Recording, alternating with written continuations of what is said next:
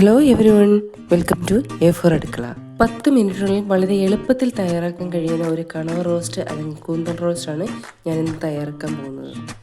ഇത് തയ്യാറാക്കാനായി മുളക് പൊടി 1/2 ടീസ്പൂൺ, കുരുമുളക് പൊടി 1/2 ടീസ്പൂൺ, മഞ്ഞൾപ്പൊടി 1/4 ടീസ്പൂൺ, പെരിഞ്ജീരകം 1/2 ടീസ്പൂൺ, 20 കൊച്ചുള്ളി, ഒരു വലിയ സവാള, 3 തണ്ട് കറിവേപ്പില, കുറച്ച് തേങ്ങാക്കൊത്ത്, 7-8 അല്ലി വെളുത്തുള്ളി, ചെറിയ കഷ്ണം ഇഞ്ചി, 2 പച്ചമുളക് എന്നിവയാണ് ആവശ്യം. ആദ്യം കണവ നല്ലതായി കഴുകി ചെറിയ കഷ്ണങ്ങളാക്കി വേവിക്കാൻ വെക്കുക.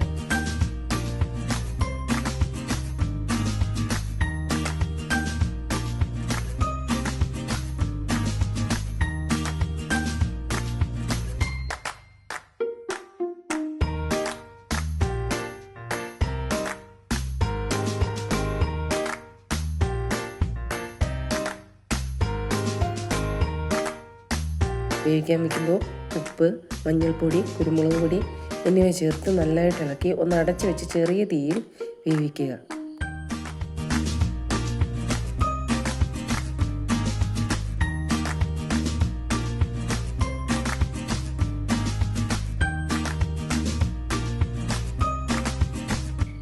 ആദ്യം തീ കൂട്ടിയിടരുത് കേട്ടോ.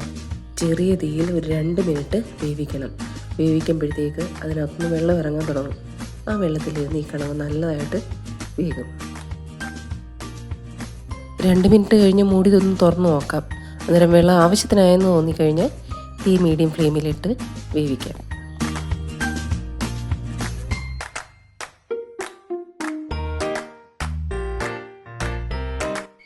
അതേസമയം തന്നെ വേറൊരു പാനിൽ നമുക്ക് വെളിച്ചെണ്ണ ഒഴിച്ച് കടുക് പൊട്ടിക്കാം.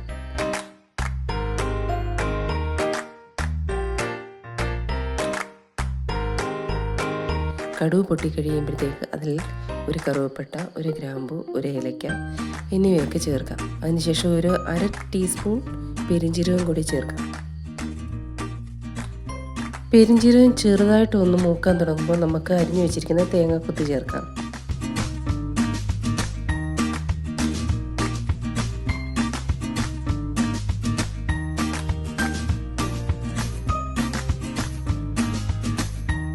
തേങ്ങാക്കൊത്തൊരു ബ്രൗൺ നിറം ആകുമ്പോഴത്തേക്ക് നമുക്കതിലേക്ക് ഇഞ്ചി, വെളുത്തുള്ളി, കറിവേപ്പില എന്നിവ ചേർക്കാം.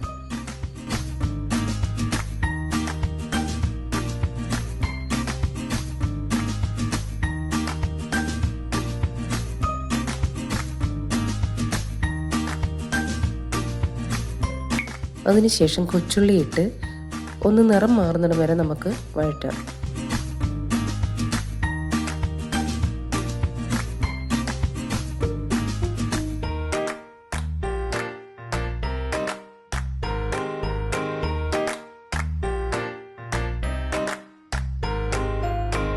കൊച്ചുള്ളിയുടെ നിറം മാറാൻ തുടങ്ങുമ്പോഴത്തേക്ക് നമുക്ക് അതിനകത്തോട്ട് സവാള ഇടാം.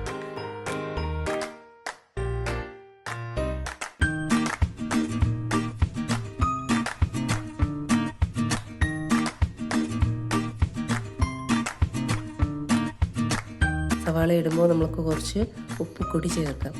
ഉപ്പ് കൂടി ചേർത്ത് കഴിഞ്ഞാൽ പെട്ടെന്ന് അതിൻ്റെ നിറമൊക്കെ ഒന്ന് മാറി ഒരു ബ്രൗൺ കളറിലേക്ക് വരും.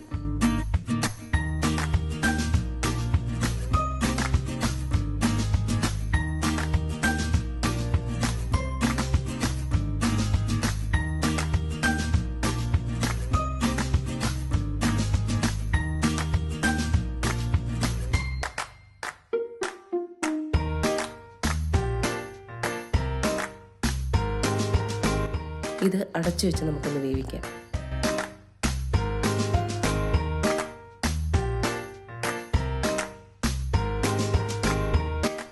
സവാളയൊക്കെ നല്ല ബ്രൗൺ കളറായി കഴിഞ്ഞാൽ അതിലേക്ക് നമുക്ക് മഞ്ഞൾപ്പൊടി, കുരുമുളക് പൊടി, ചുവന്ന മുളക് പൊടി എന്നിവ ചേർക്കാം.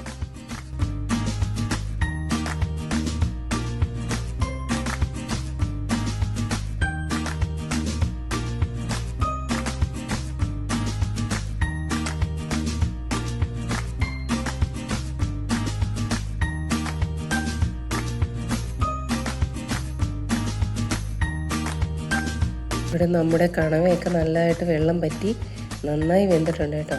ഈ കണവ നമുക്ക് മസാലയിലേക്ക് ഇടാം.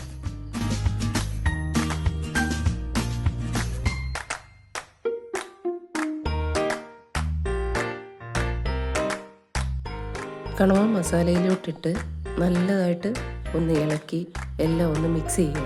അതിനുശേഷം കറിവേപ്പില ഇട്ട് ഒന്നും കൂടി നല്ലതായിട്ട് ഇളക്കിയിട്ട് നമുക്ക് അടച്ചു വെച്ച് ഒരു 2 മിനിറ്റ് വേവിക്കാം.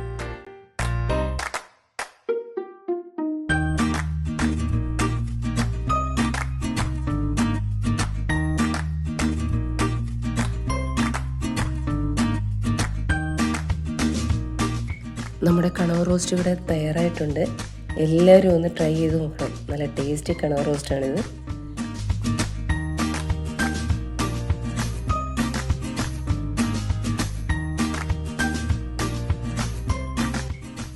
വീഡിയോ ഇഷ്ടമായെങ്കിൽ പുതിയ കൂട്ടുകാർ സബ്സ്ക്രൈബ് ചെയ്യാനും ലൈക്ക് ചെയ്യാനും മറക്കരുത് കേട്ടോ.